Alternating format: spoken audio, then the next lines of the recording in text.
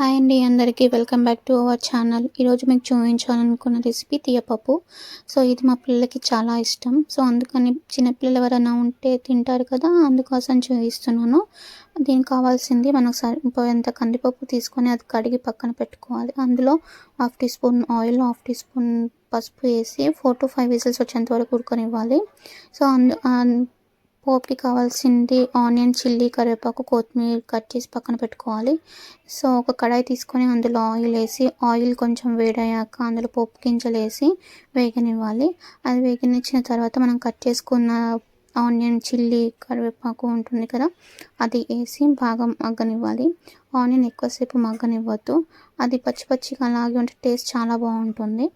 ఇది ఇప్పుడు మనం పెట్టుకున్న పప్పు ఉంటుంది కదా, ఆ పప్పు అందులో వేసి ట్రాన్స్ఫర్ చేసి అందులో సరిపోయేంత ఉప్పు వేసి కట్ చేసి పెట్టుకున్న కొత్తిమీర వేసి చాలాసేపు మసలనివ్వాలి పప్పు.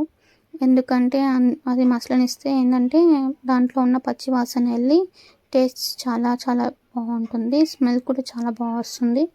సో ఇది చిన్నపిల్లలు చాలా ఇష్టంగా తింటారు. అది మసలిన తర్వాత వేరే గిన్నెలకి ట్రాన్స్ఫర్ చేసుకుంటే చూడండి ఎంత బాగుందో లుక్, టేస్ట్ కూడా అలాగే ఉంటుంది.